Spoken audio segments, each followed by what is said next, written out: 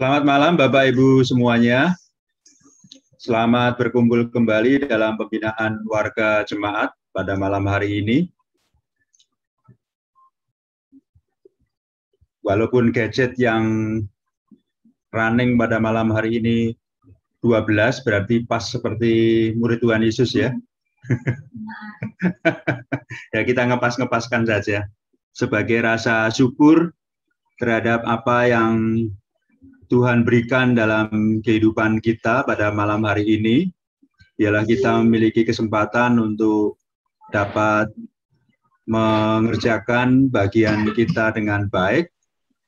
Pada malam hari ini kita akan belajar tentang karunia rohani atau karunia ilahi, dan demikian pula bagaimana cara ngetes terhadap karunia yang kita miliki.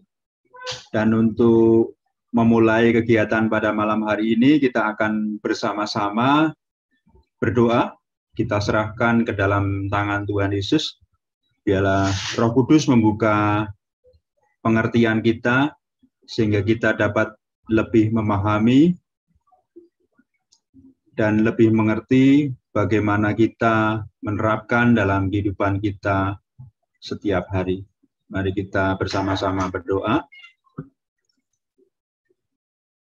Bapa kami yang di surga, Bapa yang kami kenal di dalam Tuhan Yesus, pada malam hari ini kami kembali mengucap syukur karena kasih karunia-Mu sehingga kami boleh memiliki kesempatan untuk belajar tentang kasih karunia-Mu dalam kehidupan kami masing-masing.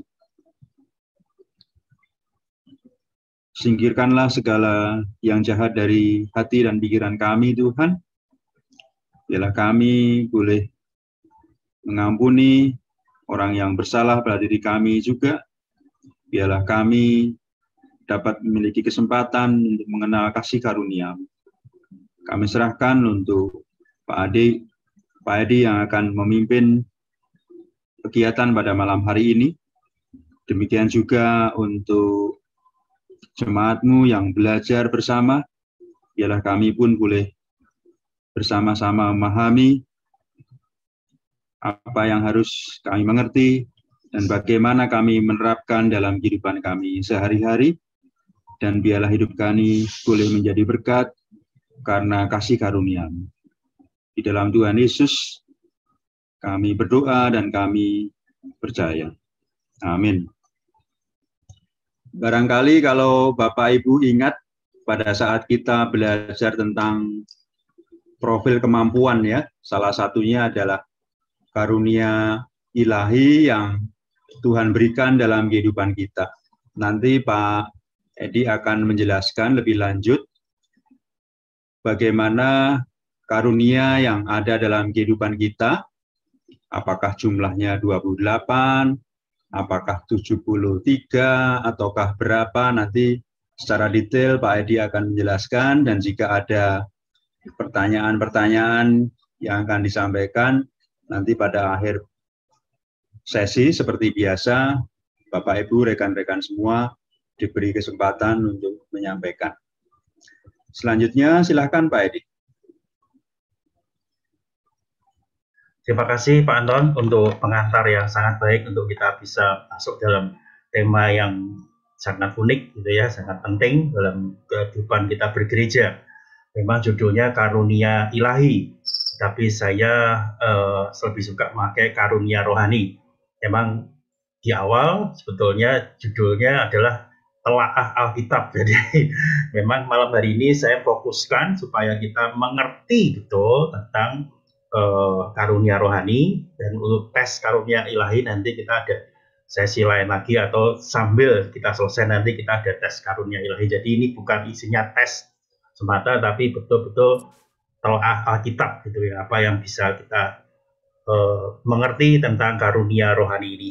Nah, Bapak Ibu sekalian kasih Tuhan, senang sekali tadi saya sudah promo ke teman-teman yang ada di YouTube juga. Ayo ikut, karena ini bagian yang penting dalam bergereja kita. Kalau kita ngerti karunia rohani, nanti akhirnya kita bisa membentuk namanya komunitas rohani. Nah, ini kan penting untuk kehidupan bergereja. Tapi sebelum itu kita mengerti dulu Jadi kita belajar dulu tentang karunia rohani, gitu ya. Oke, Bapak Ibu sekalian yang dikasih Tuhan, kalau kita belajar karunia rohani, tentu kita akan di dalam pikiran kita banyak sekali apa sih yang dimaksud karunia rohani atau bla bla bla. Tadi Pak Tam menyebutkan ada 28 atau 70 sekian lah, itu kita semakin bingung lagi lah. Terus kita bagaimana gitu ya? Nah, karena ini semacam telaah Alkitab, saya mendasari pembicaraan kita dengan 1 Korintus 12 ayat 11. Tetapi semuanya ini dikerjakan oleh Roh yang satu dan yang sama, yang memberikan karunia kepada tiap-tiap orang secara khusus, seperti yang dikehendakinya. Nah, Bapak Ibu sekalian, perhatikan bahwasanya ayat ini menjadi dasar kita untuk belajar lebih lanjut.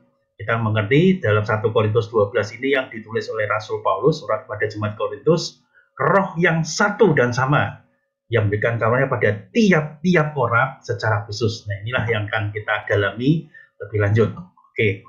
Nah, kalau kita membahas sesuatu, tentunya ada di mana nih konteks kita membahasnya. Nah, saya memberikan seperti ini. Konteks pembahasannya adalah karunia rohani, anugerah Tuhan, dan melibatkan tanggung jawab Kristen dalam memakainya. Saya memakai kata Kristen ya, bisa kita orang-orang percaya, bisa lebih dalam malam hari ini saya memakai kata Kristen. Anugerah Tuhan dan melibatkan tanggung jawab Kristen dalam memakainya. Jadi sebetulnya hanya dua hal saja kan, anugerah Tuhan dan melibatkan tanggung jawab kita orang-orang percaya dalam memakainya. Dan inilah konteks pembahasan kita tentang karunia rohani ini. Nah, konteks pembahasan ini signifikan. Setidaknya ada 3 hal kenapa konteks karunia rohani itu sangat signifikan pada masa sekarang. Kalau disingkat boleh MAT gitu ya. Itu bisa dibalik-balik, tapi setidaknya MAT ini kita ingat, wah, signifikan karena apa? Karena MAD gitu ya. Misuse ya, salah pakai. Jadi orang yang punya karunia tapi salah pakai, akhirnya tidak begitu efektif. Atau abuse, terlalu banyak dipakai. Jadi harusnya ada batasannya tapi terlalu banyak dipakai. Atau yang ketiga, disuse, tidak terpakai. Jadi kita punya karunia rohani tapi tidak terpakai. Jadi boleh dibahasakan dengan karunia ilahi juga boleh. Jadi yang pertama salah pakai, terlalu banyak dipakai, dan tidak terpakai. Nah, inilah menjadi konteks pembahasan kita signifikan.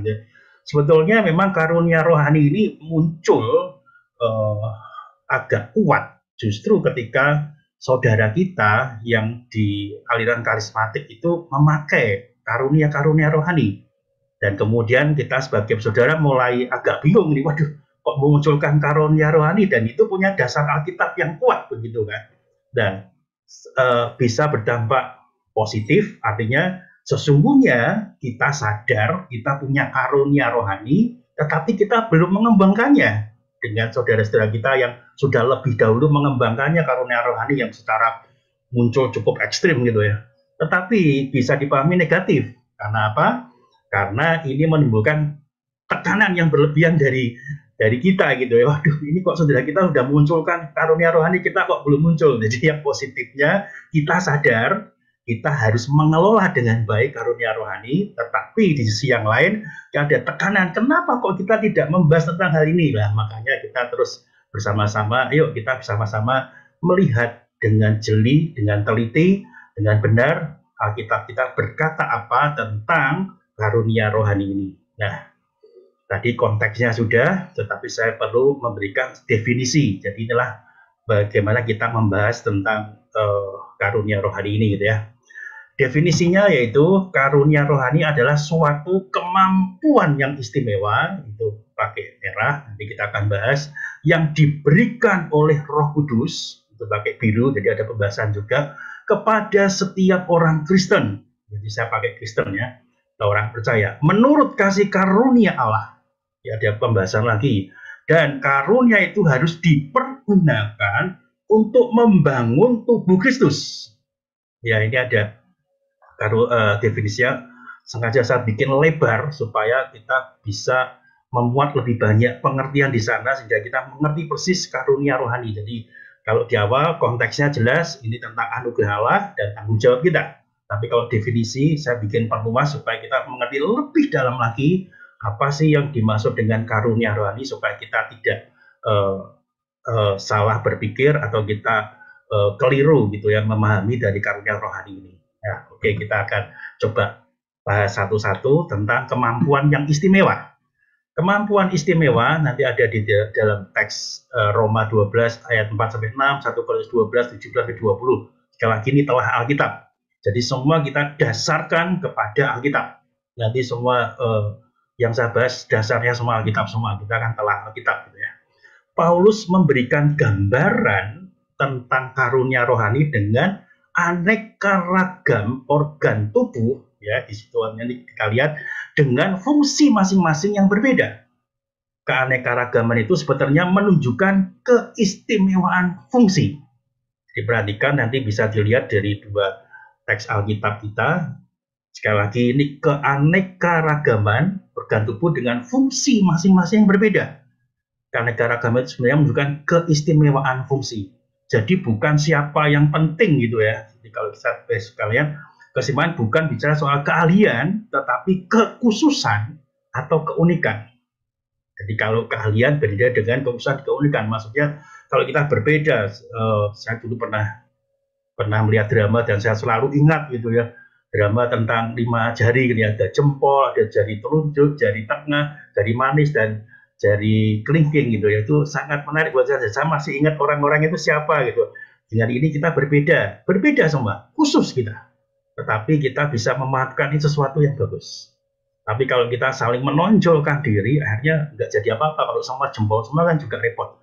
Nggak ada yang lain juga repot gitu kan. Oh, merasa ini paling tinggi, ini paling penting. Enggak. Tetapi bicara tentang kekhususan dan keunikan. Keragaman itu sekali lagi tentang keistimewaan fungsi. Jadi inilah kemampuan yang istimewa yang diberikan bagi setiap kita. Semoga kita bisa mengerti dengan oh ternyata ini bicara tentang kemampuan yang istimewa. Nah, yang kedua, diberikan oleh Roh Kudus. Perhatikan, jadi kemampuan istimewa diberikan oleh Roh Kudus. Dasarnya 1 Korintus 12 ayat 8-11. Dengan jelas sekali Alkitab menegaskan bahwa keberadaan karunia rohani merupakan karya Roh Kudus. Perhatikan, ini karya Roh Kudus dalam diri orang percaya. Karya Roh Kudus. Nanti kita juga akan membahas kenapa ini harus pakai kata Roh Kudus gitu ya. Secara singkat saya katakan bukan karya manusia, tapi inilah karya Roh Kudus. Karunia rohani berbicara secara spesifik tentang hal khusus yang dimiliki oleh orang percaya atau orang Kristen tadi. Jadi yang memiliki Roh Kudus. Jadi perhatikan, diberikan oleh Kudus karena kita orang Kristen, orang percaya, kita memiliki Roh Kudus. Maka kita diberikan ini oleh Roh Kudus. Bukan roh yang lain. Roh Kudus. Ingat, Roh Kudus berdiam di dalam setiap kita. Dan dialah yang memberikan karunia itu. Oke ya, dua hal ini kita sudah mulai, oh ternyata seperti ini. Kita sudah mulai dapat gambaran. Jadi kemampuan yang istimewa diberikan oleh Roh Kudus. Nah, yang berikutnya, kepada orang Kristen. Kepada orang Kristen. Dasarnya jelas 1 Korintus 12, bentar slide-nya biar dimajukan dulu. Iya. 1 Korintus 12 ayat 7-11, 1 Petrus 4 ayat 10.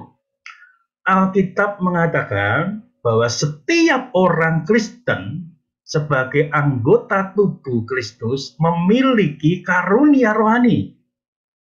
Jumlah karunia setiap orang bisa berbeda, tetapi sedikitnya satu untuk setiap orang.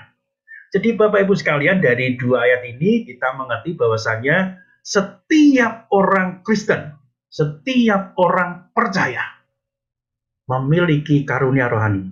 Kita tidak bisa mengatakan, oh saya tidak punya karunia rohani. Silakan baca dua ayat itu.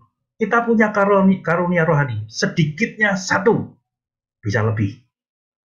Pemahaman ini menegaskan bahwa setiap orang Kristen harus bisa menggali dan mempertanggungjawabkan karunia tersebut dan tidak perlu sombong, di sisi yang lain tidak perlu minder. Nah, ini yang perlu kita perhatikan. Di kemampuan istimewa diberikan Roh Kudus kepada setiap orang Kristen. Jadi kita mengerti kita punya minimal satu karunia rohani dan kita ditugaskan sebetulnya untuk menggali dan mempertanggungjawabkannya. Inilah penting. Jadi kita kepada setiap orang Kristen siapa? Ya kita semua sebagai orang-orang percaya. Nah, berikutnya kita lihat menurut kasih karunia. Jadi saya ulangi pelan-pelan supaya kita langsung bisa ngapal juga gitu ya. Kemampuan yang istimewa diberikan oleh Roh Kudus kepada setiap orang Kristen menurut kasih karunia. Nah, inilah menurut kasih karunia. Kalau kita bicara tentang kasih karunia, nah ini ya Roma 12 ayat 6 gitu ya.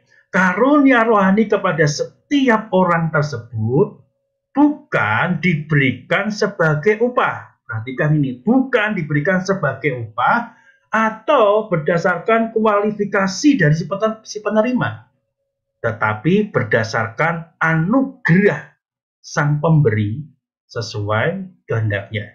Jadi kita tidak bisa memahami ketika karunia rohani itu ya diberikan kepada pendeta karena dia pendeta punya gelar. Tidak, bukan kualifikasi, bukan juga karena kita melayani dengan baik, melayani sudah lama terus kita diberikan karunia rohani. Tidak. Tetapi sekali lagi dasarnya adalah anugerah dari Tuhan kita, Yesus Kristus. Jadi perhatikan Bapak Ibu sekalian, menurut kasih karunia sesuai dengan kehendak daripada Tuhan. Bukan upah, bukan kualifikasi kita. Oh, karena sekarang penatua, sekarang diakon, jadi punya kasih karunia, punya karunia rohani. Tidak ada kualifikasi itu. Semata-mata adalah kasih karunia dari Tuhan kita.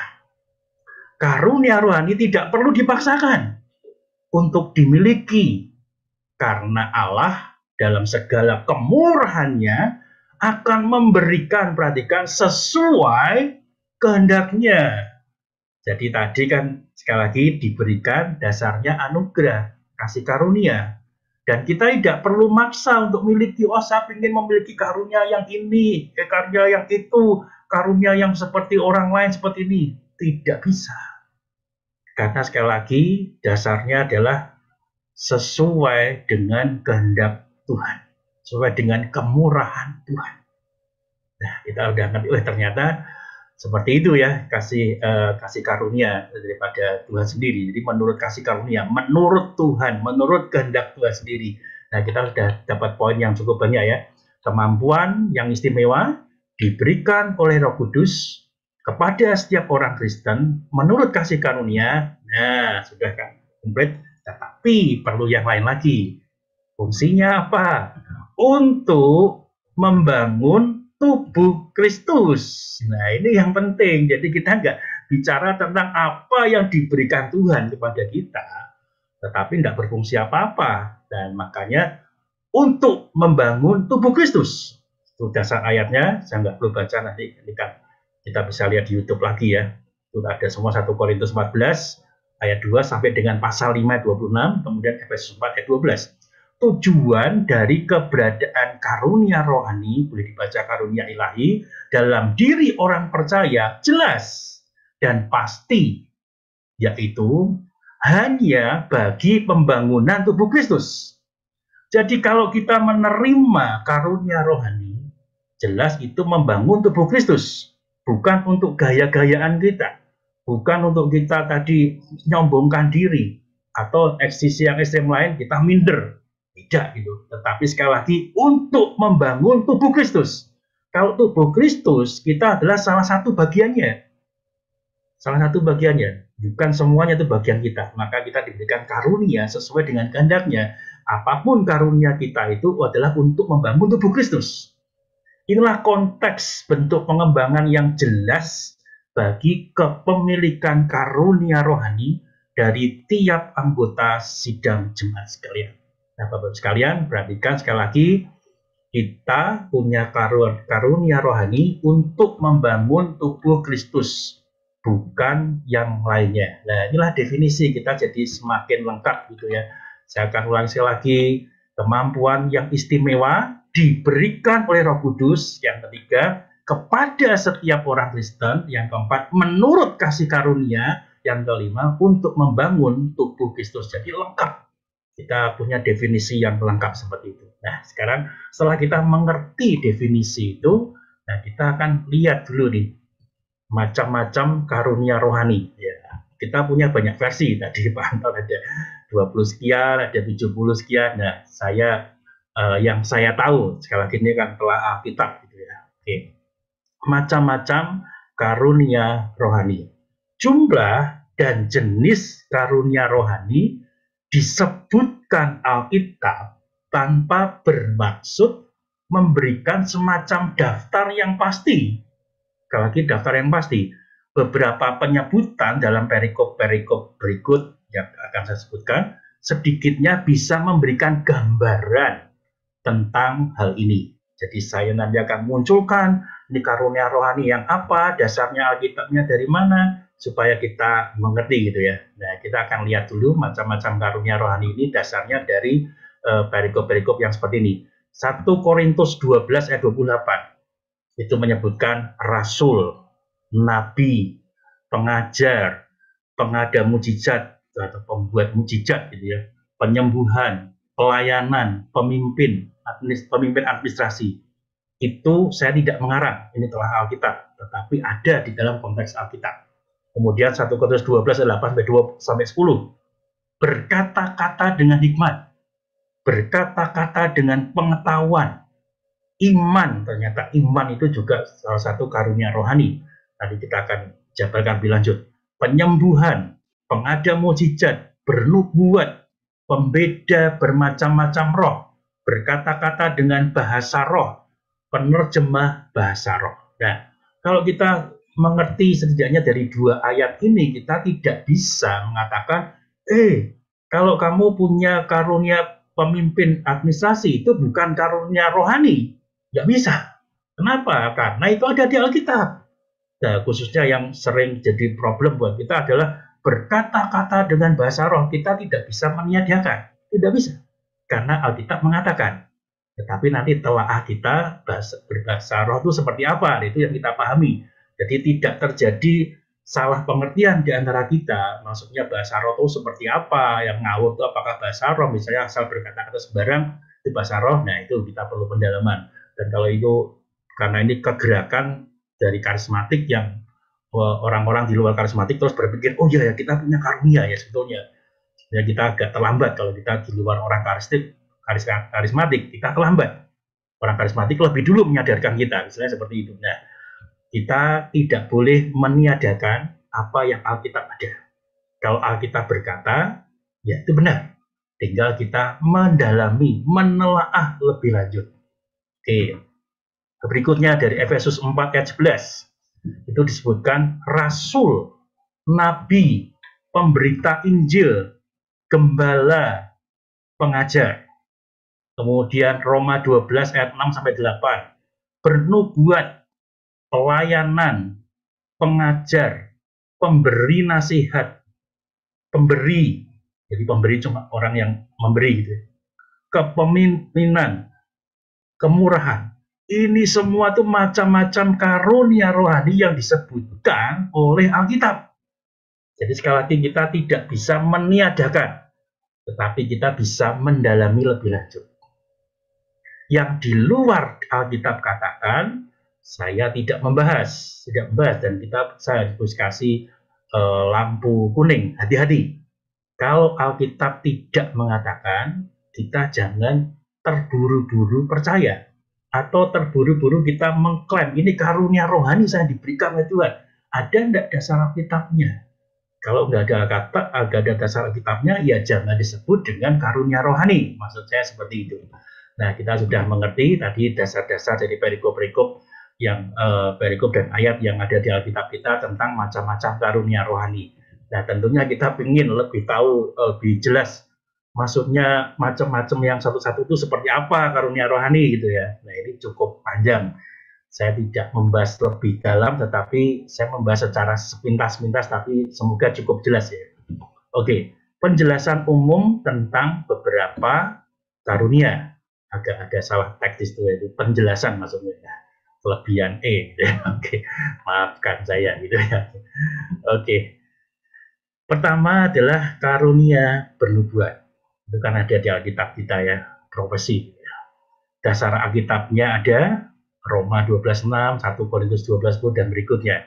Nah, karunia bernubuat itu seperti apa? Yaitu dari yang saya pelajari, yaitu kemampuan untuk menerima dan menyampaikan suatu pesan dari Allah. Perhatikan, suatu pesan dari Allah, bukan dari sumber yang lain. Di dalamnya bisa termasuk menyampaikan hal yang akan datang. Tapi bukan selalu tentang itu, di dalamnya bisa gitu ya. Hal yang akan datang, walaupun ini bukanlah yang menjadi penekanannya. Sepanjang kita ngomong, oh saya bisa memprediksi hal yang akan datang. Oh terus kita ngomong, oh saya karunia bernubuat. Orangnya banyak paham seperti itu. Tapi kita bisa buktikan bahwa saya di zaman ini, kita mengatakan tidak ada nabi. Tapi sudah tidak ada. Dan orang sering klaim, saya itu nabi. Buktinya dari mana? Alkitab kita nggak ngomong hari ini sudah tidak ada nabi. Tapi orang banyak klaim nabi dan banyak orang percaya. Nah inilah yang perlu menjadi telaah kita. Di dalam kita memahami gerakan dunia, bahkan orang-orang yang mengklaim nabi dan kita percayai gitu. Itu aneh menurut saya. Tapi ya aneh tapi ya masuk akal. Karena banyak orang percaya, artinya kita, kok dia ngaku nabi, kita nggak percaya. Nah, tapi sekali lagi, mari kita mengarahkan diri kita kepada Alkitab. Cek di Alkitab lagi, ada tidak nabi? Nggak ada. Ya, kita jangan percaya dong. Apalagi mereka klaim karunia bernubuat ini bisa seperti ini, akan terjadi seperti ini. Ternyata tidak kejadian. Itu bukan karunia bernubuat. Bukan karunia bernubuat. Ya, yang Pak Anton, tahu apakah termasuk karunia bernubuat atau tidak, meskipun tahu hal yang akan datang ketika bermimpi seperti itu ya, kemarin Pak Anton sebutkan dalam ibadah penghiburan yaitu, dan nanti nggak tahu Pak Anton apakah merasa Pak Anton ini dapat karunia bernubuat seperti itu, nah, nggak tahu. Cuma Pak Anton kan tidak sembrono juga kan, meskipun bermimpi disimpan dulu, lihat dulu seperti apa. Tidak berani, wah nanti kan berarti ketika bermimpi terus Pak Anton klaim, oh saya udah mimpiin kamu makan mati gitu, kan repot gitu ya. Semoga Pak Anton tidak cepat mimpikan saya gitu. Oke, itu guruan Pak Anton. Oke, itu karunia bernubuat ya Bapak sekalian. Jadi penekanannya bukan hanya hal-hal yang akan datang, tapi itu salah satunya. Tapi yang penting adalah menyampaikan suatu pesan dari Allah, bukan untuk kepentingan kita pribadi. Kita seolah bikin satu acara sendiri.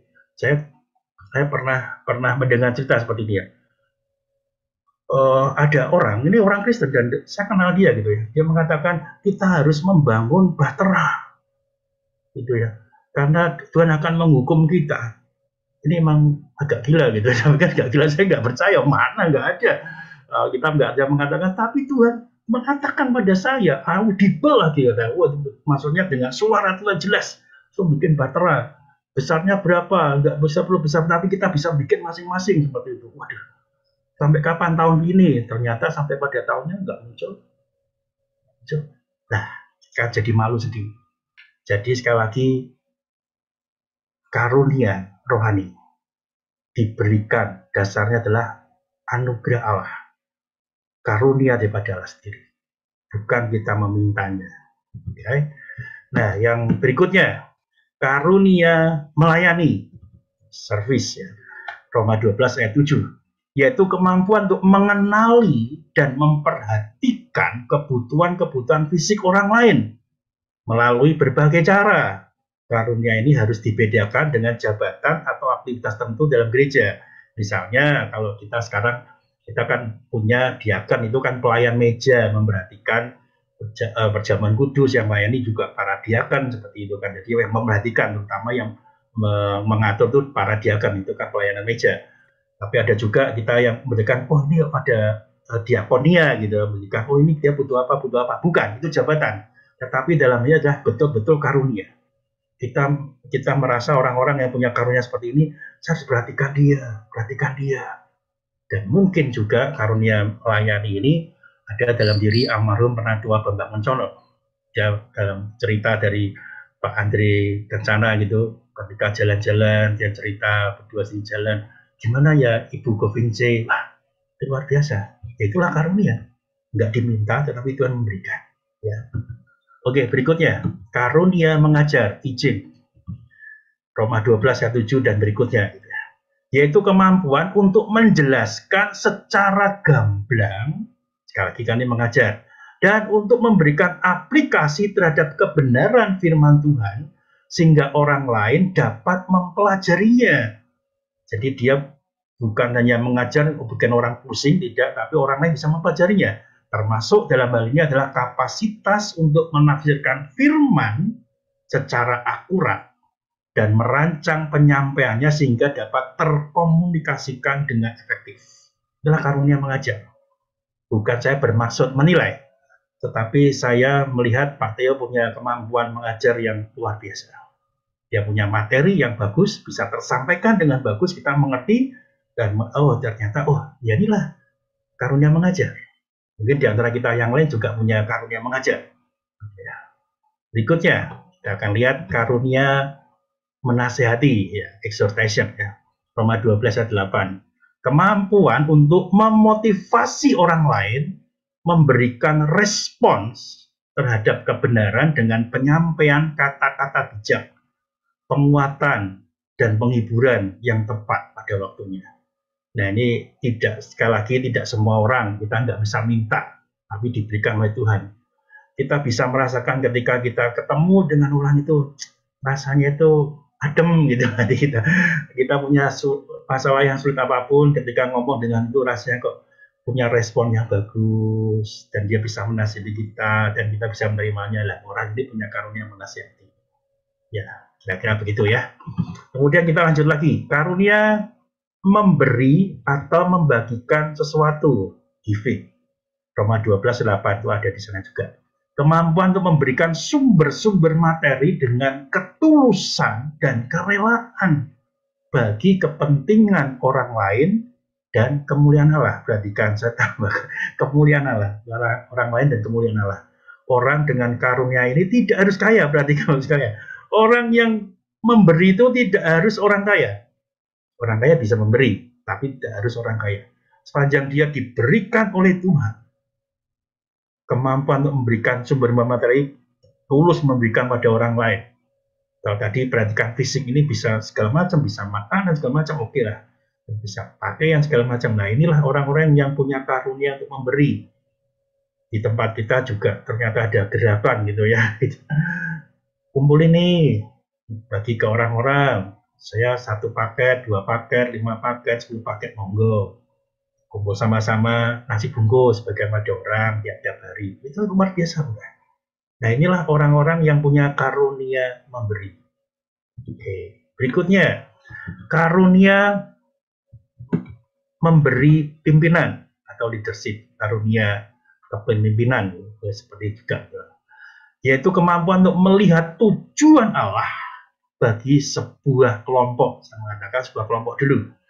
Menetapkan dan kemudian mengkomunikasikan sasaran-sasaran yang tepat, serta memotivasi orang lain untuk bekerja bersama bagi pemenuhan pelayan Tuhan.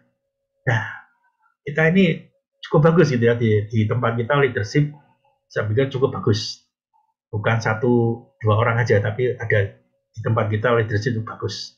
Maka kita bisa dibantu oleh Pak Theo, kita bisa punya program sampai 9 tahun ke depan, kita udah punya.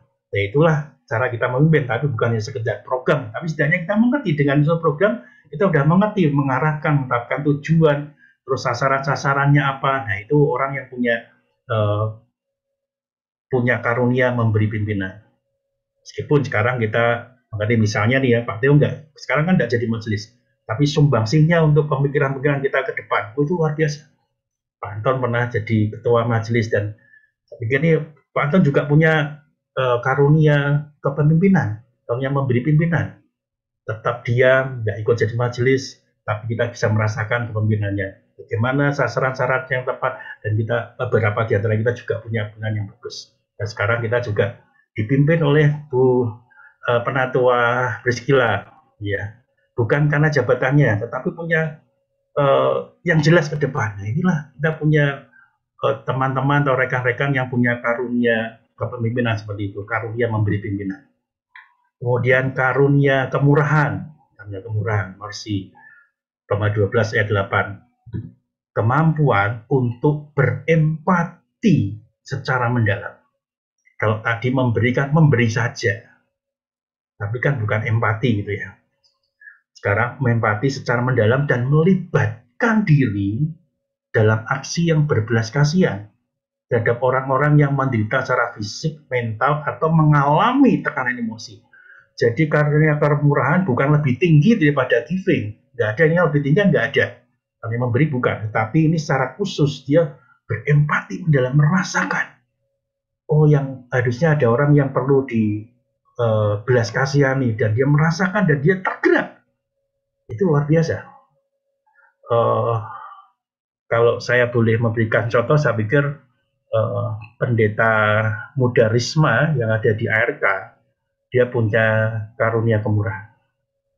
Dia belum terlalu tua, masih muda, saya boleh mengatakan seperti itu, tapi dia melibatkan diri dalam berbagai aksi yang ada di jalan, dan sekarang dia jadi relawan, dan dia betul-betul, kalau dia misalnya ada orang butuh golongan darah gitu ya, kita kan cuma cari info, kemudian orang sudah datang. Tapi kalau Risma sampai datangi di Palang Merah Indonesia, diantar sampai di sana, itu luar biasa. Inilah orang-orang yang punya karunia kemurahan. Tapi mungkin di antara kita juga ada seperti itu. Jadi bukan hanya cuma data, bukan hanya kita memberi, tetapi orang-orang yang punya kemurahan ini betul-betul merasakan empatinya. Seolah yang dia lakukan itu untuk dia. Inilah karunia kemurahan. Tapi orang punya karunia kemurahan ya berat juga, karena selalu dibikin tentang dirinya sendiri gitu kan, berat gitu ya. Jadi karena berempati gitu ya. Tapi inilah karunia. Karena bukan minta tetapi diberikan oleh Tuhan. Karunia berkata-kata dengan hikmat. Wisdom. 1 Korintus 12 ayat 8. Kemampuan untuk mengaplikasikan prinsip-prinsip firman Tuhan secara praktis ke dalam situasi spesifik atau khusus, dan menganjurkan jalan terbaik pada saat yang paling tepat. Nah, inilah hikmat. Inilah wisdom. Jadi ngerti persis bagaimana mengaplikasinya, dan dia bisa memberikan solusi jalan terbaik di dalam hikmat itu pada saat yang tepat. Inilah hikmat. Tidak mudah memang. Tapi inilah ada orang-orang yang punya berkata-kata dengan hikmat. Ini sesuatu yang luar biasa juga. Tidak ada karunia tidak luar biasa. Semuanya luar biasa. Karunia berkata-kata dengan pengetahuan.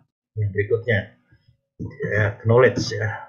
1 Korintus 12 ayat 8, yaitu kemampuan untuk menemukan, menganalisa, dan mensistematiskan kebenaran bagi orang lain. Nah, kalau di teologi itu ada namanya sistematika.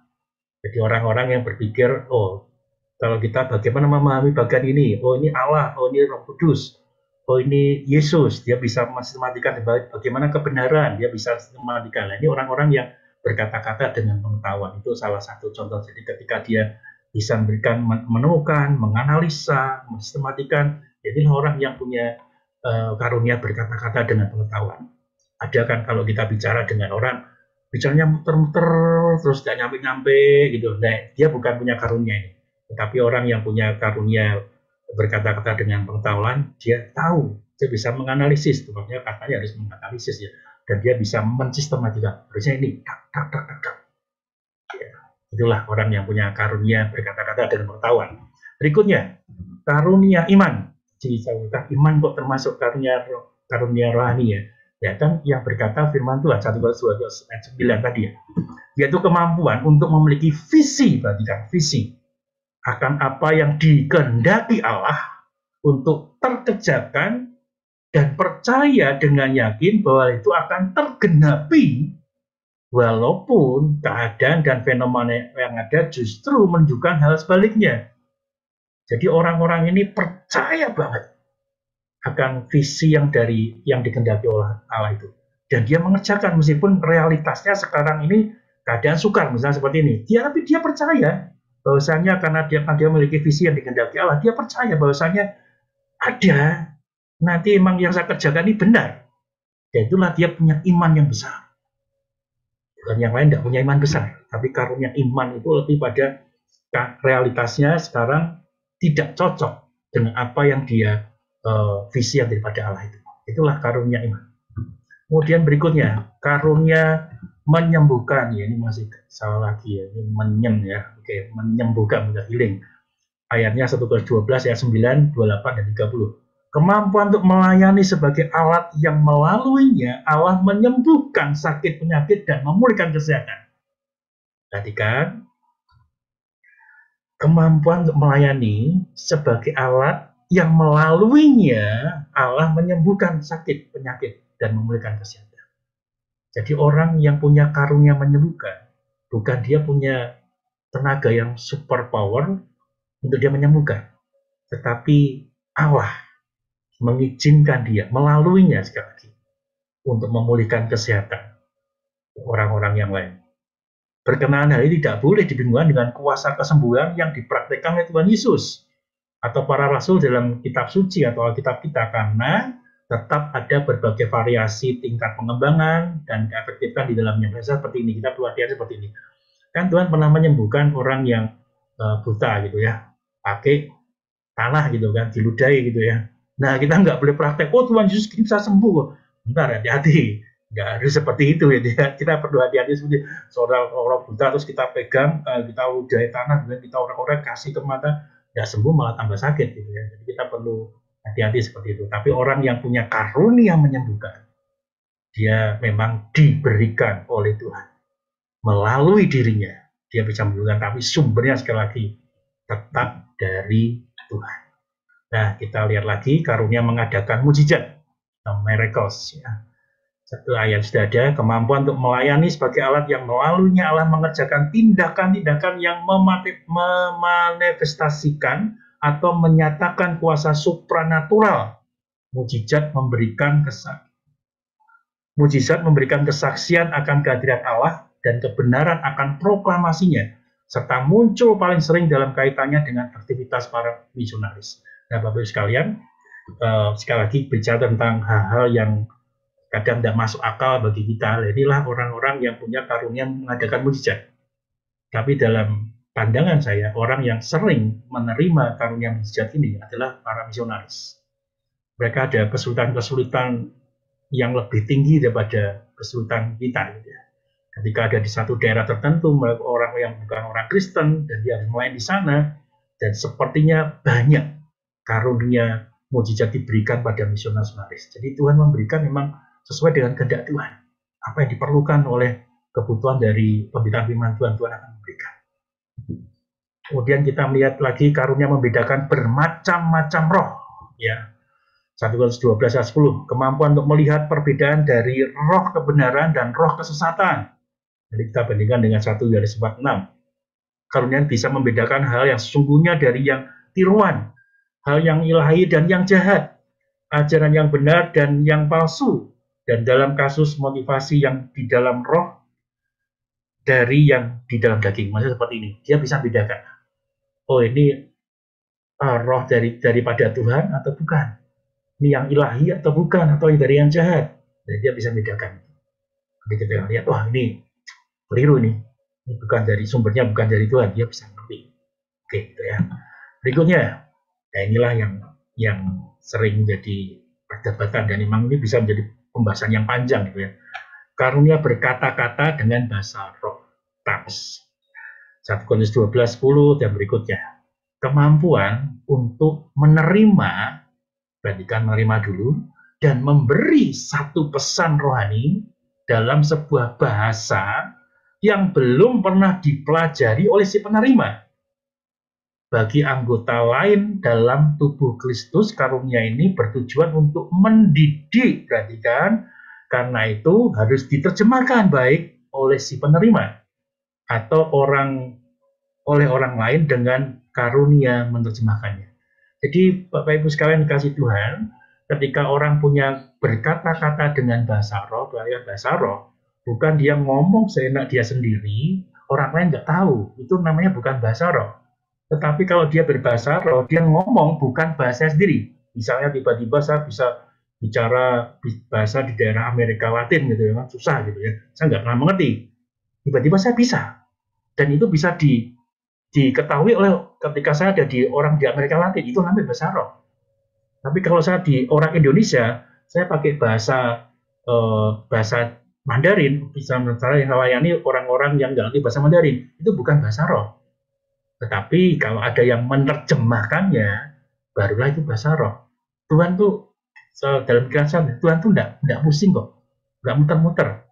Kalau ngomong sama orang di Indonesia ya bahasa Indonesia lagi, Indonesia aja, nggak perlu pakai bahasa yang lain. Oh, bahasa Indonesia kita ngerti semua, kenapa pakai bahasa yang lain? Simpel kan? Kecuali kita di luar negeri, kita ke Afrika, kita nggak ngerti bahasanya, tiba-tiba Tuhan kasih bahasa roh, ya itu bisa namanya bahasa roh. Masa sih Tuhan kita berpikir kita ngomong dengan orang Indonesia, kita pakai bahasa yang lain lagi, terjemahkan lagi, kok rasanya kok muter-muter. Kita bisa memahami gini ya. Jadi bahasa roh itu bukan bahasa yang bulat, bisa bahasa yang ruwet, tapi bahasa yang praktis yang memang diperlukan. Sekali lagi, terima dulu baru menyampaikannya. Dan biasanya ini harus ada yang menerjemahkan. Supaya kalau ngomong aja, oh ini bahasa roh, aduh, perlu hati-hati gitu ya. Bukan saya anti bahasa roh, tapi saya harus terima ada bahasa roh. Tapi dalam pikiran saya, Allah itu tidak pernah bulat. Allah itu ya dalam hikmat Tuhan, bahasa Indonesia bisa nama bahasa yang lain gitu kan. Oke, itu pengertiannya gitu ya. Terus berikutnya, nah karunia menerjemahkan bahasa roh. Itu ada 1 Korintus 12 dan berikutnya. Kemampuan untuk menerjemahkan ke dalam bahasa setempat. Ketika dalam bahasa setempat, suatu pesan secara umum yang diucapkan dalam bahasa roh. Nanti kita bisa lihat ketika bahasa roh, tadi dalam kisah para rasul gitu kan. Tiba-tiba para rasul bisa berbicara kepada orang-orang yang hadir itu dalam bahasa mereka masing-masing. Itulah bahasa roh, tidak perlu ada penerjemah, karena bisa langsung. Tapi kalau itu tidak bisa tahu mereka dengan bahasa yang berbeda, perlu ada penerjemah, itulah bahasa roh. Jadi bukan sekedar bahasa yang punya nada, kemudian bisa. Saya pikir kita perlu menelah lebih dalam tentang masalah itu ya. Oke, kemudian karunia kerasulan. Itu ada dalam 1 Korintus 12 dan berikutnya, kemampuan untuk memulai dan atau untuk mengawasi gereja-gereja baru dan pelayanan-pelayanan Kristen dengan otoritas yang diakui secara spontan. Sebagai catatan bahwa dalam perjanjian baru, jabatan rasul tidak dibatasi pada 12 murid saja. Jadi di awal ada 12 murid ya, tetapi juga ada Paulus, ada Barnabas, ada Andronikus dan lain-lain. Lihat di Kisah Rasul 14 dan Roma ini referensinya. Memang syarat yang bisa diangkat adalah sebagai saksi mata kebangkitan Kristus, itu yang rasul. Tetapi dalam konteks karunia ini mungkin tidak perlu diartikan demikian. Jadi kamu punya karunia kerasulan, menyaksikan kebangkitan Kristus enggak? Ya enggak, beda tahun, 2000 tahun. Tetapi yang dimaksud adalah memulai atau mengawasi gereja-gereja baru dan pelayanannya. Itulah yang dimaksud dengan karunia kerasulan. Berikutnya, kita melihat karunia melayani atau memberi pertolongan. Kalau tadi memberi, kalau sekarang memberi pertolongan dan melayani. Kemampuan untuk mempertinggi efektivitas pelayanan dari anggota lain tubuh Kristus. Sasarannya lebih bersifat pribadi daripada kelompok. Jadi orang-orang yang memberikan pertolongan itu bukan kelompok besar. Sasarannya biasanya pribadi-pribadi gitu ya. Inilah yang dipakai dalam karunia ini, sebelumnya hanya muncul satu kali dalam perjanjian baru. Jadi sekali lagi konteksnya pribadi, menolong secara pribadi. Nah kemudian kita lihat karunia memimpin atau administrasi. Ya. Kemampuan untuk mengemudikan sebuah gereja atau organik Kristen menuju pencapaian sasaran-sasarannya melalui pengaturan segala urusannya dan implementasian perencanaan-perencanaan yang diperlukan seperti karunia melayani atau memberi pertolongan. Istilah yang dipakai dalam karunia ini juga muncul satu kali dalam Perjanjian Baru. Di luar Alkitab, istilah ini dipakai untuk mereka yang mengemudikan kapal dalam tujuan tertentu. Tadi saya sebutkan. Nah, Bapak Ibu sekalian, kenapa saya perlu menyantumkan satu kali dalam Perjanjian Baru? Nah, kami atau kita karena ada Nikolas, ketika muncul satu kali dalam Alkitab, kita tidak boleh mengartikannya dengan sembrono. Kita harus bertanggung jawab karena nggak ada referensinya. Ini cuma muncul satu kali, jadi kita harus hati-hati ketika memberikan arti atau menerjemahkannya. Tapi sekali lagi karunia memimpin administrasi, kira-kira ya itulah orang memberikan seperti memberikan sebuah gereja seperti nakoda tadi ya. Oke, karunia menginjili, evangelism. Kemampuan untuk menjadi alat yang efektif dalam membimbing seseorang yang tidak percaya kepada pemahaman yang menyelamatkan akan Kristus. Jangan dibingungkan antara karunia ini dengan tanggung jawab orang Kristen untuk menginjili gitu ya. Jadi kita itu punya tanggung jawab untuk menginjili. Terus kita ngomong, wah saya punya karunia berbeda. Tapi orang yang punya karunia menginjili, hatinya dimanapun dia berada, sepingin dan memang dia diberikan karunia ya. Pokoknya apa yang dia lakukan terus, dia membimbing, dia beritakan Injil. Nah itulah orang yang punya karunia menginjili. Kemudian karunia mengembalakan, ya, karunia mengembalakan, kemampuan untuk memimpin, memelihara, menjaga, dan secara personal memberikan kebutuhan dari kawanan domba gembalanya. Jangan dibingungkan juga antara karunia ini dengan jabatan gembala dalam gereja. Jadi Bapak Ibu sekalian, Bapak Ibu tidak bisa mengatakan, tidak tergesa-gesa untuk mengatakan setiap pendeta, gembala jemaat punya karunia gembala. Tidak. Kita bicara yang itu adalah jabatan, tapi ini karunia rohani. Jadi yang mengembalakan bisa nggak cuma bisa. Kita semua bisa punya karunia mengembalakan. Ya ini dari definisi tadi, memelihara, menjaga, dan secara personal memberikan kebutuhan dari kawanan domba.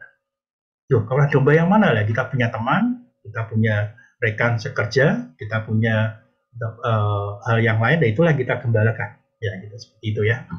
Kemudian, nah, ini yang penting juga nih ya. Tapi sampai di sini macam-macam karunia rohani, kita akan lihat keberagaman, ini yang penting ya.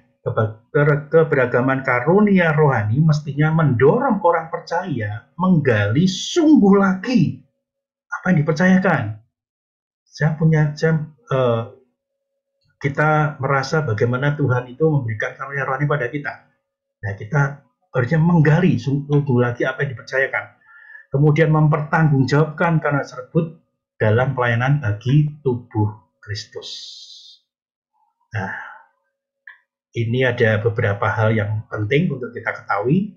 Saya membaca satu buku dari Conform to His Image. Nah, ini beberapa catatan tentang bahaya yang harus dihindari oleh orang percaya dalam kaitannya dengan karunia rohani dalam hidupnya. Jadi ini kita perlu pahami nih. Ini catatan bagus dari Kenneth Boa ya, yang mengatakan seperti ini. Karunia-karunia kerohanian tidak hanya untuk penggunaan pribadi. Karunia rohani tidak diperoleh dengan jasa atau dengan meminta-minta. Karunia rohani dapat disalahkan dengan menggunakan, saya ulang lagi, karunia rohani dapat disalahgunakan dengan menggunakan kekuatan daging. Perhatikan catatan dari Kenneth Boa ini. Penemuan dan penggunaan karunia rohani bukanlah permainan atau pilihan. Kemudian yang lain, karunia rohani seharusnya tidak menjadi penyebab keputusasaan. Loh, kita punya karunia ini malah putus asa gitu. Ya, catatan Kenneth Boa saya pikir bagus. Kemudian berikutnya catatan dari Kenneth Boa. Karunia rohani seharusnya tidak menjadi penyebab kesombongan. Ya kan? Kemudian karunia rohani hendaknya tidak dicari sebagai tujuan itu sendiri. Saya ingin mencari karunia rohani. Nah, sekarang kalau kita lihat, meskipun saudara kita yang dari karismatik lebih ekspresif itu tentang bahasa roh gitu, misalnya seperti itu ya. Orang mengejar bahasa roh. Nah, Kenneth Boa mengatakan karunia rohani hendaknya tidak dicari sebagai tujuan itu sendiri. Kemudian yang berikutnya, hindari posisi ekstrim pada karunia yang tidak dijamin oleh Alkitab. Nah, saya sependapat dengan Kenneth Boa. Sepanjang Alkitab tidak mengatakan, ya kita jangan mengatakan apapun di luar Alkitab. Gitu ya. Karunia roh dapat dipalsukan tidak hanya oleh daging, tetapi juga oleh kekuatan setan dan iblis. Perhatikan, karena karunia rohani terutama tentang hal yang akan datang, tentang menyembuhkan, itu sangat hati-hati sekali. Bukan hanya oleh kedagingan kita, tetapi ada kuasa setan, kekuatan setan, dan iblis. Kemudian hindari godaan untuk memproyeksikan karunia-karunia Anda atau kita kepada orang lain. Nah, ini kita perlu perhatikan.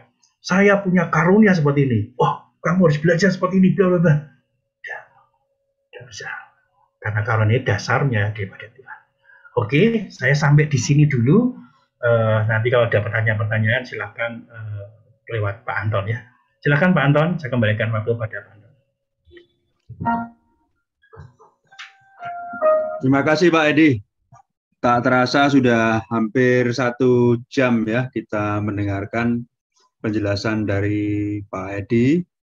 Kalau kita hitung tadi paling tidak ada 20 karunia itu yang ditulis.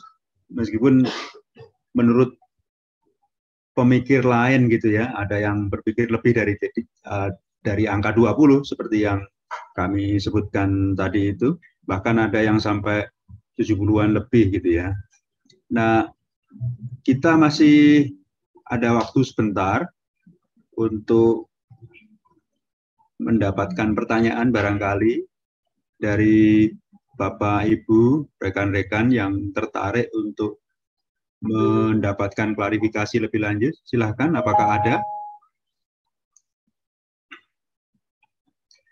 Memang karunia rohani bukan sesuatu yang dapat kita pelajari, tapi itu namanya juga karunia ya. Sepertinya Pak Thomas membuka mic ya. Ingin bertanya, ya, Pak? Betul, Pak. Saya ingin menanyakan sesuatu. Baik, jadi tadi saya sudah mendengar pemaparan Pak Edi mengenai karunia-karunia rohani yang ternyata demikian banyaknya. Lalu kalau saya mencoba untuk memahami daripada saudara-saudara kita yang ada di gereja karismatis, itu tekanannya lebih ke arah katakanlah bahasa roh. Lalu memang itu menurut pengertian yang saya peroleh, nggak tahu benar atau salah, itu bisa diminta. Jadi mereka itu membedakan antara karunia roh, seperti yang tadi diutarakan oleh Pak Pendeta Edi, tapi juga ada sesuatu karunia yang dikatakan oleh mereka bahasa roh. Nah, saya ingin menanyakan apakah memang pemahaman bahasa roh, di mana kalau kita lihat atau kita kalau ikut kebaktian di gereja-gereja karismatis itu kan mereka waktu berdoa kan dengan cara atau kita mendengar sesuatu yang kita tidak ngerti sebetulnya itu mengatakan apa, tapi oleh mereka dikatakan dalam kondisi seperti itu adalah dalam kondisi kepenuhan roh. Jadi ini kan menurut pandangan saya kayaknya beda. Oh, tadi karunia roh kan sifatnya itu permanen ya. Dalam arti orang punya karunia seperti itu memang artinya sudah ada dan selamanya. Tapi kalau yang di gereja-gereja karismatis ini kelihatannya dikatakan kepenuhan roh, atau mungkin mereka pernah mengatakan itu glosolali, itu adalah suatu kepenuhan roh yang diekspresikan dalam bentuk tadi doa yang untuk kita mungkin kedengarannya agak aneh dan mungkin membingungkan juga, tapi itulah kenyataannya. Nah, saya ingin mengetahui pandangan daripada Pak Edi, pemahaman dari bahasa roh yang mereka katakan glosolali itu, apakah sama seperti itu? Karena kalau di mereka ada dua pandangan, yang karunia roh adalah karunia roh, tapi kalau bahasa roh itu adalah beda. Itu adalah memang dikatakan oleh mereka glosolali, itu adalah sifatnya untuk menolong roh kita berbicara kepada roh Tuhan, sehingga mungkin yang berdoa itu pun tidak ngerti apa yang dia katakan, itu katanya tidak ngerti, tapi itulah cara salah satu tanda bahwa seorang itu kepenuhan Roh Kudus. Seperti yang pernah dibahas di Alkitab, dibedakan antara karunia roh. Kalau karunia roh itu kan ada yang bisa menerjemahkan seperti yang tadi Pak Edi sudah cerita. Tapi kalau yang namanya bahasa roh atau kepenuhan roh atau glosolali, ini menurut mereka memang tidak diterjemahkan karena itu adalah bahasa secara pribadi masing-masing untuk berkomunikasi dengan Tuhan. Nah, ini pemahaman yang saya dapat. Saya mohon pandangan Pak Edi apakah memang seperti itu atau barangkali ada pencerahan yang lain yang mungkin bisa lebih memperjelas. Terima kasih Pak Anton. Terima kasih Pak Thomas. Pertanyaan yang menarik ya. Jadi Pak Thomas ingin melihat lebih lanjut tentang bahasa roh itu sendiri Pak dalam gereja. Silakan Pak Edi. Iya, terima kasih Pak Thomas untuk pertanyaannya.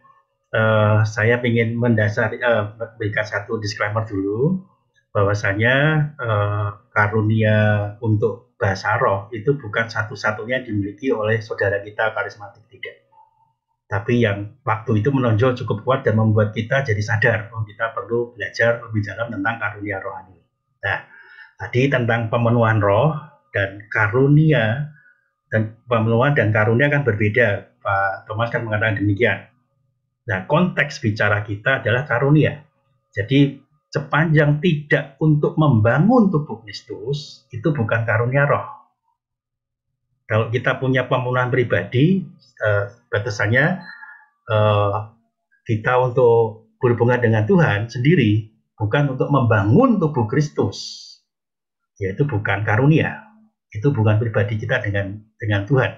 Jadi sekali lagi, supaya kita tidak bingung, ini karunia roh, berguna enggak untuk membangun tubuh Kristus? Kalau enggak, saya tidak mengklasifikasinya itu sebagai karunia roh. Hubungan kita pribadi dengan Tuhan. Begitu ya Pak? Apakah ini menjawab? Ya, jadi artinya memang yang untuk kepenuhan roh atau glosolali di gereja kita memang belum dikenal sebagai salah satu apa itu maksudnya, karena kan tadi tidak termasuk karunia roh Pak ya, berarti itu sesuatu yang berbeda gitu Pak. Betul begitu Pak maksudnya. Jadi memang artinya pemahaman di tempat kita beda dengan mereka begitu Pak. Iya. Sekali lagi ini telah Alkitab, kita harus balik kembali kepada Alkitab. Jadi saya sudah batasi di depan ruang-ruangnya mana supaya kita enggak semakin melebar. Tapi sekali lagi karunia roh itu ada enggak? Ada, saya sebutkan. Tapi membedakan roh, bukan karunia roh saja. Itu ya. Jadi kalau kita bisa membedakan mana yang benar, mana yang palsu, mana yang ilahi, mana yang bukan. Nah, itu kita punya karunia di sana. Tetapi karunia roh yang saya pahami dari Pak Thomas sepertinya ini lebih berhubungan pribadi dengan Tuhan. Nah, kalau lebih berhubungan pribadi dengan Tuhan, tidak untuk membangun tubuh Kristus, saya batasi lagi, ini bukan. Gitu. Iya, jadi artinya memang mereka pun membedakan dua hal itu beda memang. Kalau karunia roh dengan bahasa roh atau bahasa lidah, mereka memang mengatakan itu beda Pak, dua hal yang berbeda. Cuman dua hal itu terjadi di Alkitab. Cuman saya sayang memang saya tidak ingat ayatnya. Tapi artinya kalau bahasa roh lebih ke arah kepenuhan Roh Kudus, sehingga ekspresinya ada seperti yang biasanya mereka bisa berdoa yang kita sendiri nggak ngerti apa yang diucapkan. Tetapi kalau karunia roh, mereka lebih menekankan ke arah memang benar tadi yang seperti pemahaman yang Pak Edi jelaskan. Artinya itu karunia untuk menerjemahkan sesuatu yang orang lain perlu mendengarnya. Tapi kalau ini karena mungkin bersifat pribadi, jadi mungkin untuk doktrin di tempat kita beda gitu Pak ya.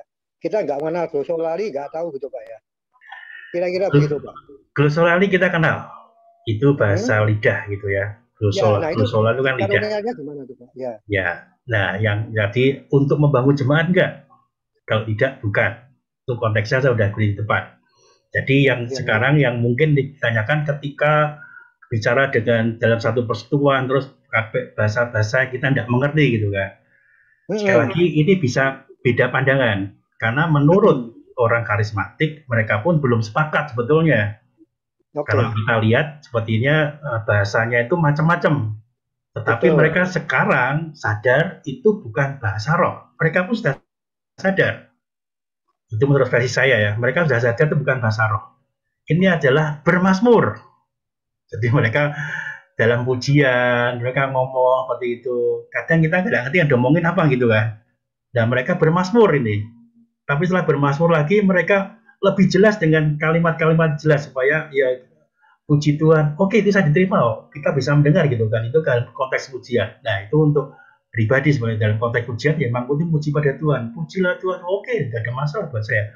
Tetapi ketika klaim itu bahasa roh, nah itu bisa diperdebatkan. Tapi bukan maksudnya kita setiap yang berjalan itu pasti bahasa roh, enggak. Sekarang mereka udah sadar kok, itu bukan bahasa roh. Mereka bermasmur, mutasi lagi gitu kan, dan segala macam. Mereka sudah ngerti. Jadi kalau orang karismatik sekarang sudah pintar-pintar juga. Mereka nggak menyebut bahasa roh. Yang masih menyebut bahasa roh, mereka masih ketinggalan dalam literasi yang terbaru gitu. Ya memang dibedakan antara bahasa roh dengan karunia roh, mereka mengatakan beda memang. Beda, betul. Ya justru itu Mas. Jadi memang tadi jelas kok, kalau bahasa roh itu memang sesuatu yang untuk kepentingan pribadi itu jelas. Artinya kan untuk doa-doa mereka sendiri, yang orang lain nggak ngerti malahan. Cuma kan kalau di mereka itu kan hampir di setiap kebaktian itu kan selalu terjadi seperti itu. Tapi kalau di gereja-gereja yang Injili itu kan kayaknya memang tidak pernah terjadi seperti itu. Nah itu sempat menjadi satu pertanyaan pada diri saya sebenarnya ini termasuk yang mana gitu loh, karena mereka menyebutnya itu glosolali Pak. Glosolali itu beda dengan karunia roh. Itu aja Pak, memang ya ini agak membingungkan. Saya juga nggak ngerti, makanya oke Pak, ada Bapak nanti kita mungkin kesempatan lain bisa memperoleh sesuatu yang lebih dalam gitu Pak. Baik Pak, terima kasih Pak Edi.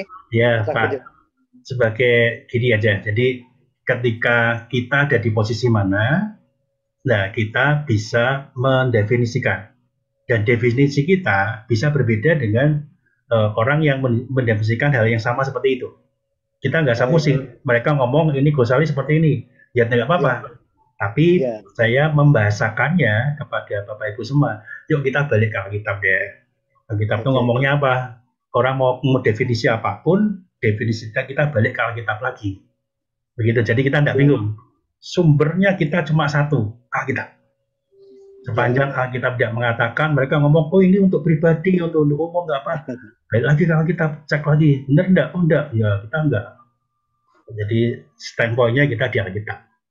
Begitu ya Pak? Ya memang mereka pun kalau ditanya semua sumbernya dari Alkitab Pak, sama saja lewat. Ya itu yang membingungkan memang. Ya, baik Pak Edi, terima kasih. Ya Pak, nanti kalau memang ada waktu yang lain kita mau bahas, seru juga ini, kita perlu cari narasumber yang seru di sana. Nanti di kelas bisa, tapi seru juga ya Pak gini. Tapi sekali lagi, karena ini karunia, tidak untuk memecah belah kita. Karunia rohani itu adalah untuk membangun tubuh Kristus. Itu yang perlu dasari. Jadi makanya bicara tentang ini kita harus hati-hati sekali. Ya betul Pak, betul. Iya. Oke Pak, terima kasih Pak Thomas. Silakan Pak, kembali ke Pak Anton. Terima kasih Pak Edi atas penjelasan yang disampaikan. Satu pertanyaan lagi dari Bu Hana ini Pak Edi. Apakah bahasa roh dapat dipelajari? Iya, ya Bu Hana. Saya tidak mendapati di Alkitab ada bahasa roh yang dipelajari. Dan nanti kalau ada yang Alkitab yang mengatakan bisa dipelajari, saya akan lebih lanjut belajar.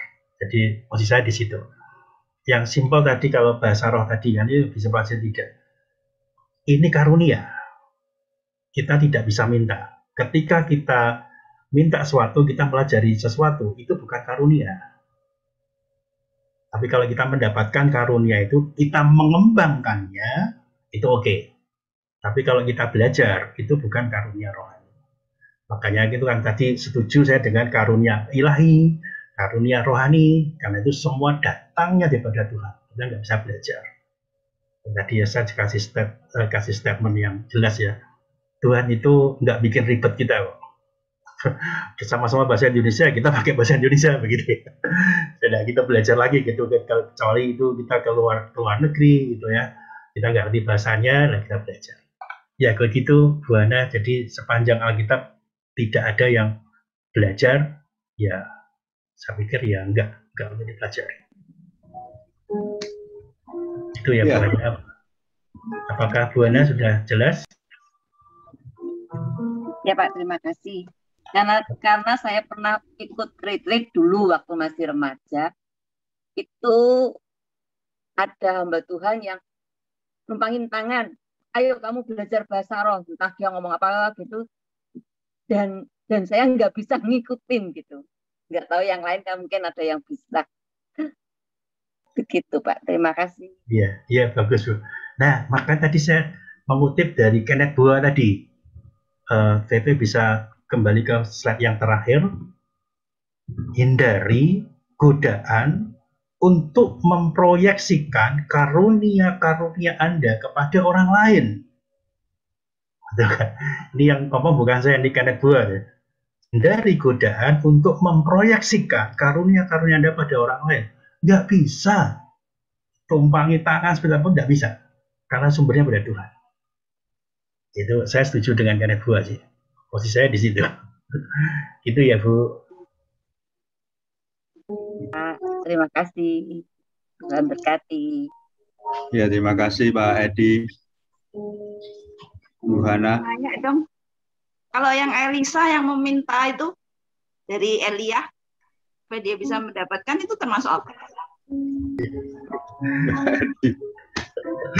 Ya, ini kasusnya memang sekali gitu ya. Tapi ini unik sih. Nanti kita bisa berbeda pandangan gitu ya. Saya pun baru ngeh, oh ya ternyata ada seperti itu gitu ya. Dan Bu Lucy sangat ingat dan pintar menanyakan pertanyaan seperti itu. Buat saya permintaan oke gitu ya. Tetapi kan yang memberikan bukan dari Elia sendiri, dari Tuhan. Dan sepanjang diberikan Tuhan oke. Jadi kita masih dalam konteks yang sama, itulah karunia diberikan oleh Tuhan. Jadi Elia pun tidak berhak, andaikan dia memberikan pun dia punya karunia secara khusus daripada Tuhan untuk memberikan karunia itu pada Elisa. Elia kan orang istimewa ya, dia nggak mati ya. Luar biasa itu Elia itu. Jawaban saya mungkin tidak memuaskan. Saya perlu belajar lagi, jujur saya perlu belajar lagi, memahami apakah ini termasuk bagian itu atau tidak. Tapi ini menarik untuk kita belajar. Ya, begitu ya Bu Lucy.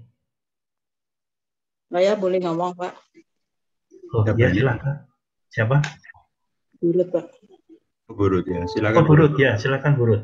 Jujur ya, saya juga sama seperti Bu Hana tadi ya, waktu masih remaja gitu. Justru waktu itu kan saya sering diajak persekutuan karismatik. Nama Ruth itu sebenarnya saya nggak milih. Waktu saya berdoa gitu, ada seorang hamba Tuhan bisa ngasih tahu, loh, aku kan waktu itu mau dibaptis. Aku cuma bilang, Tuhan, aku pengen nama baptis apa ya gitu. Langsung ada yang suara ngomong, anakku yang kau kasihi, engkau boleh pakai nama Ruth gitu. Aku kaget gitu. Tapi aku waktu itu kalau diajak persekutuan kayak gitu, aku bingung. Karena aku bilang, aku nggak ngerti. Kamu kalian pada sembahyang itu aku nggak ngerti. Ayo ikutin. Nggak bisa, saya nggak bisa. Gitu. Jadi daripada aku bingung, lama-lama aku diajakin gitu ya. Sama Cik Bibi, sama Cik Yan, aku nggak mau. Nggak, Cik, aku malah takut. Karena aku nggak bisa disuruh ngikutin. Itu kan kalau bisa keluar sendiri dari mulutku, aku mau. Tapi kok ini aku suruh ngikutin 88, aku nggak bisa. Aku bilang gitu. Jadi saya itu nggak mau. Jadi sejak saat itu, saya nggak mau lagi persekutuan karismatik sampai sekarang. Gitu. Jadi ya bahasa roh itu memang juga aku juga bikin bingung. Jadi sampai sekarang juga aku nggak bisa bahasa roh. Karena memang aku nggak mau belajar. Kalau maksudku aku bisa keluar sendiri, Tuhan kasih aku dari mulutku keluar terus gitu aku mau, tapi kalau aku suruh belajar ngikutin orang ngomong aku nggak mau gitu.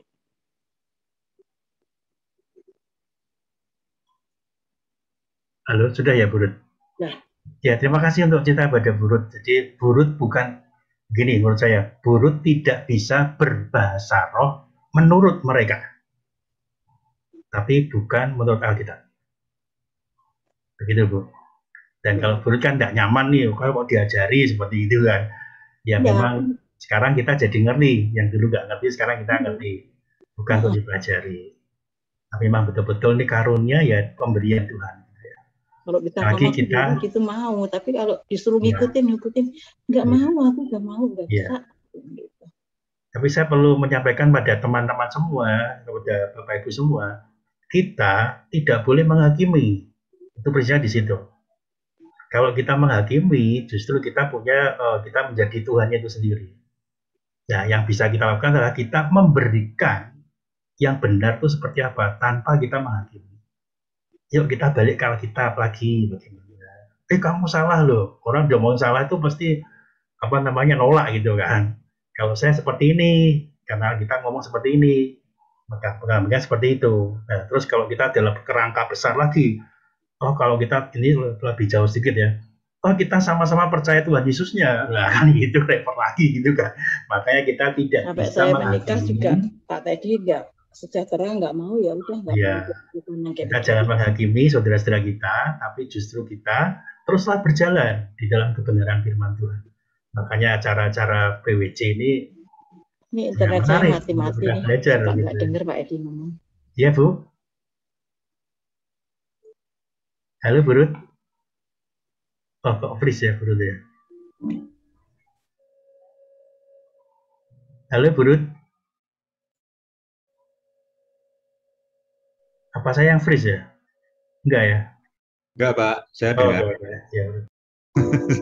Iya, nanti tugasnya Pak Anton untuk menyusun tema-tema menarik. Kalian harus memperlah. Karena ternyata banyak pertanyaan gitu ya. Padahal saya udah nyiapin pertanyaan-pertanyaan yang umum gitu ya. Bisa lihat karena waktunya nggak ngejar, saya close saja. Nanti kalau ada kesempatan lain mungkin ini perlu dilanjutkan karena saya sudah menyiapkan sebetulnya untuk tes karunia ilahi.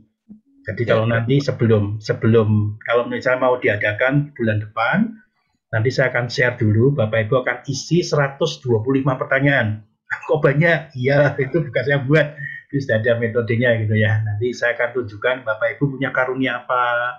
Yang sudah ikut tentunya saya akan bacakan satu-satu punya karunia apa, dan terus kita pelajari lagi. Ini kalau setuju, tapi tentunya kan merubah jadwalnya Pak Anton yang sudah disusun. Ya kan? Nanti Pak Anton yang punya kebijakan dalam hal ini, Pak Anton yang ngatur kita. Gitu ya. Ya silakan Pak Anton. Ya.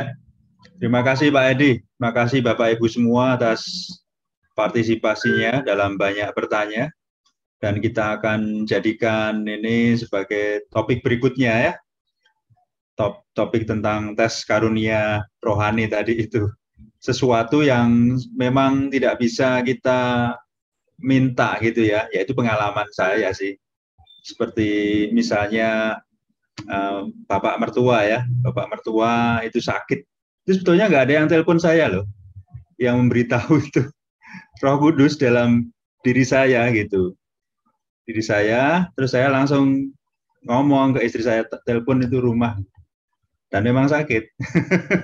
Jadi diberitahu. Jadi sesuatu yang saya sendiri nggak tahu gitu ya, tapi dalam banyak kejadian saya minta istri saya untuk menghubungi ini, menghubungi itu gitu, dan mereka punya banyak masalah, punya banyak beban yang ingin mereka bagikan gitu. Nah, ini ada kesempatan baik ya, kita akan belajar lebih lanjut lagi mungkin bulan depan gitu ya, seperti yang disarankan Pak Edi.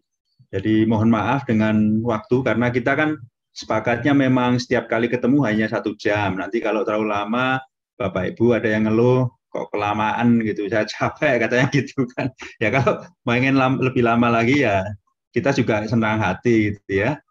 Dan kesempatan baik untuk kita merenungkan bagaimana kita bisa melaksanakan gitu ya dalam kehidupan sehari-hari, sehingga karunia rohani yang diberikan kepada kita itu bisa membangun, bisa membina kita, bisa membina situasi kita di GKMI Pengharapan. Nah, untuk menutup kegiatan kita pada malam hari ini, kami mohon kesediaan Bu Hendra ya untuk mimpin dalam doa. Silakan Bu Hendra. Ya, terima kasih. Bapa kami yang di surga, kami mengucap syukur ya Tuhan untuk pembinaan jemaat pada malam hari ini. Terima kasih untuk pemaparan dari Pendeta Edi yang begitu panjang lebar mengenai karunia rohani Tuhan. Kami sungguh semakin mengerti Tuhan untuk pemaparan ini, sehingga kami boleh mengembangkan talenta, karunia yang Tuhan sudah berikan, yang Tuhan sudah karuniakan kepada kami untuk tujuan membangun dari tubuh Kristus ya Tuhan. Biarlah kami boleh senantiasa Tuhan semakin peka dan boleh semakin mengerti akan kehendak-Mu ya Tuhan di dalam kehidupan kami. Kami boleh semakin dekat dengan Tuhan sehingga kami boleh tahu bahwa karunia-karunia apa yang Tuhan sudah berikan pada kami yang boleh kami pergunakan untuk membangun tubuh Kristus di dalam gereja kami ya Tuhan. Terima kasih Tuhan Yesus. Kami juga berdoa bagi Pak Anton yang sudah memandu kami, kiranya Tuhan juga memberkati. Di dalam nama Tuhan Yesus kami berdoa dan mengucap syukur. Amin. Amin. Amin. Terima kasih. Terima kasih Pak Anton. Terima kasih.